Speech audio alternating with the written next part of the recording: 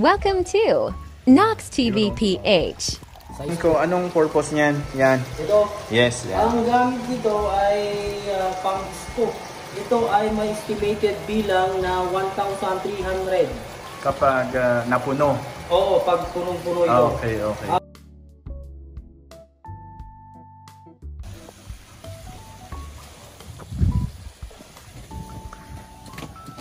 Yun o. Sir Alan, anong ginagawa natin? Hello, good morning. Salamat sa pagpunta dito, Knox TV, para kunin mo itong i-disperse nyo sa mga fisher folks natin. Ito ay size 14. Na-condition siya ng bali 24 hours na to. Ito ay makikita nyo walang namatay kasi ang purpose ng pag-condition ay ma-condition sila. At saka yung mga mamamatay, yun yung mga mahihina, kaya yun yung kagandahan ng pag-condition. Makikita mong lahat dito ay malalakas kasi sila yung naiwang buhay. Yan. Yan. Yun o. Size 14 to.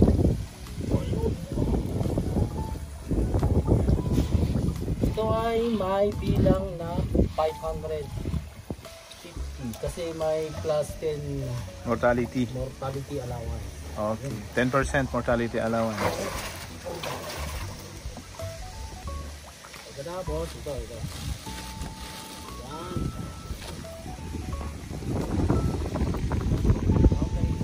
Morning, nandito tayo sa AI, Artificial Incubation sa La Trinidad Regional Fish Farm. Pick up siya ng for dispersal na fingerlings. So, Para sa mga fisher folks natin. anong size na ngayon data, kuya? Ito, size 1 pa lang ito. 32. Size 32? Oo. Pero ang Kuya, question ko, anong purpose niyan? Yan. ito, Yes, yan. ang gamit dito ay pang-scoop. Bali, strainer na maliit ito. Ito ay may estimated bilang na 1,300. Kapag napuno. Oo, pag punong-puno ito. Okay, okay. Bali, kuha nito, bilang nito, 1,300. Galing dito mismo sa fry through natin. Ito. Size 32, 1,3. 1,3 ang bilang. Kaya may